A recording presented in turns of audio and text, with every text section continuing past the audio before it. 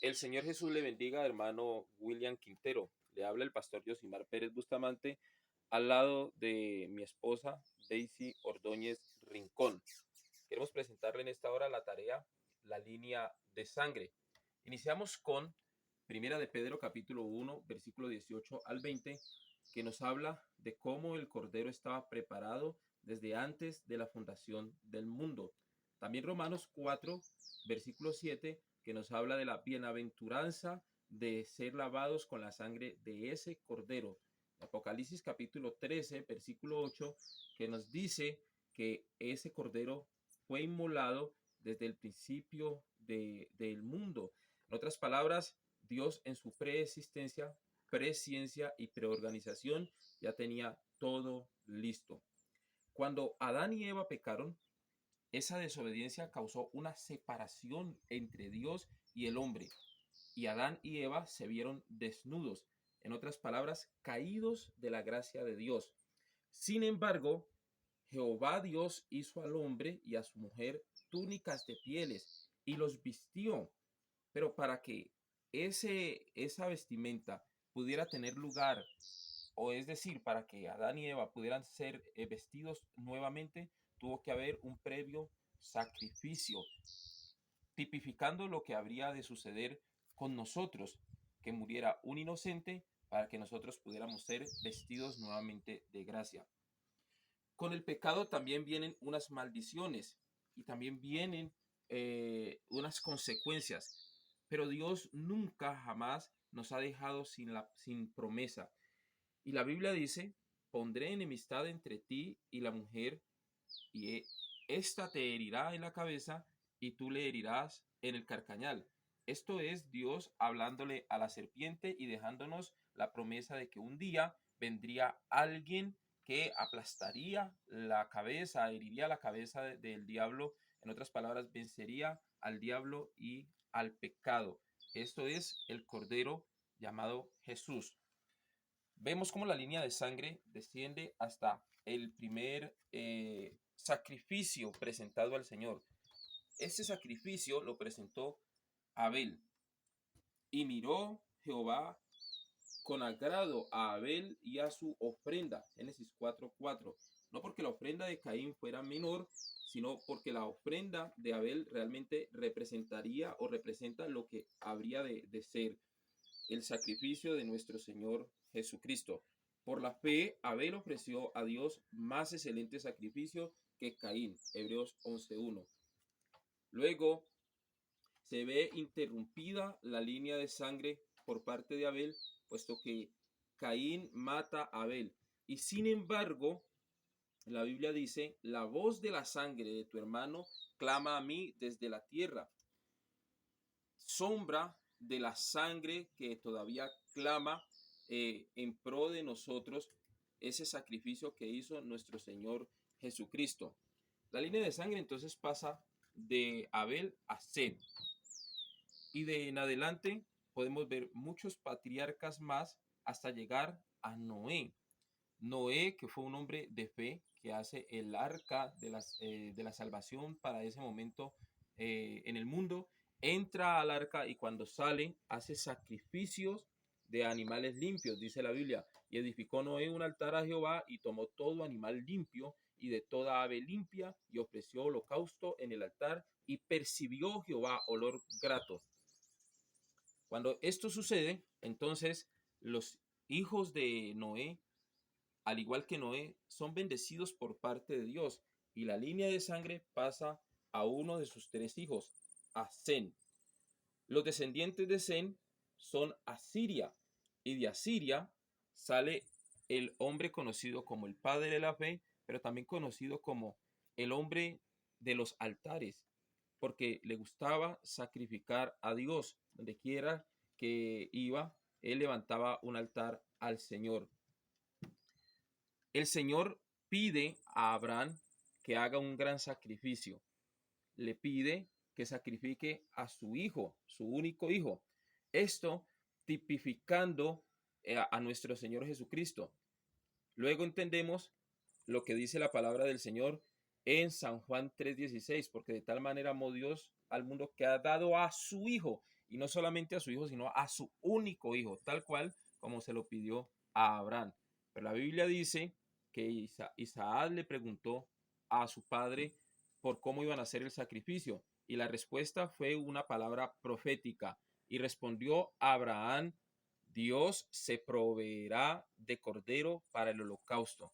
Y Dios se proveyó para dicho sacrificio, y también en nuestro presente eso equivale al sacrificio de nuestro Señor Jesucristo.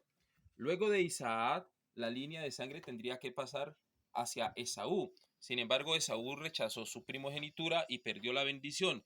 Por ende pasó a Jacob. Jacob, que significa usurpador, significa en otras palabras bandido. Por esa razón no podía pasar la línea de sangre por él, pero él tuvo una lucha con un ángel, el cual comprendemos es Dios.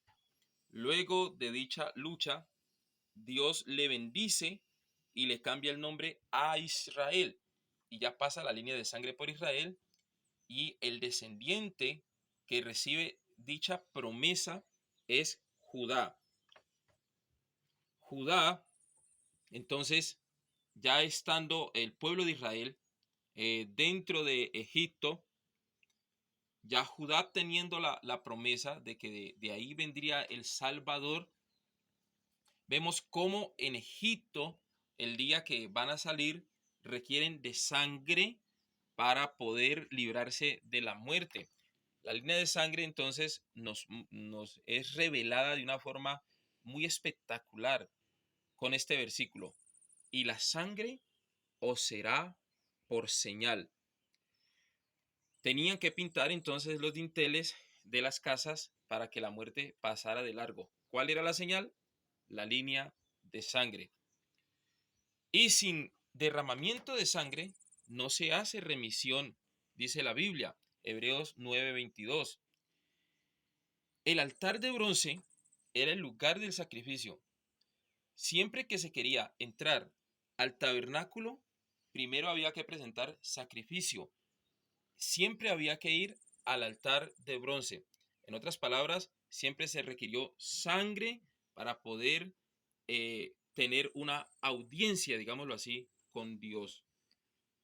Pero estando ya presente Cristo, que es sumo sacerdote de los bienes venideros, por el más amplio y más perfecto tabernáculo, no hecho de manos, es decir, no de esta creación. ¿Qué nos quiere decir este versículo? Habría uno que sería más excelente que este tabernáculo, porque por más que presentásemos sacrificio en el altar y por más que pudiésemos entrar al tabernáculo, jamás íbamos a poder entrar al lugar santísimo, pues lo dividía este velo que nos separaba de la presencia de Dios. Y tras el segundo velo, dice la Biblia, estaba la parte del tabernáculo llamado el lugar santísimo. No teníamos acceso a él, pero Isaías capítulo 9, versículo 6 nos da la promesa de un niño, la promesa de un cordero, la promesa de un salvador, alguien que por su sacrificio nos daría la oportunidad de entrar a ese lugar santísimo. La Biblia entonces nos muestra ya el sacrificio de nuestro Señor Jesucristo. Y este sacrificio estaba profetizado en Isaías capítulo 53, versículo 1 al 12. Él pagaría por nuestros pecados, el castigo de nuestra paz sería sobre él. Él sería el cordero inmolado. Y he aquí, el velo del templo se rasgó en dos, dice San Mateo capítulo 27, versículo 51. Así que ya teníamos acceso directo al lugar santísimo. San Juan capítulo 3, versículo 16 dice: de tal manera amó Dios al mundo que ha dado a su Hijo unigénito, para que todo aquel que en él crea. Eso nos abre las puertas al inicio de lo que conocemos como la iglesia. Debemos de compartir con nuestro Señor lo que Él vivió.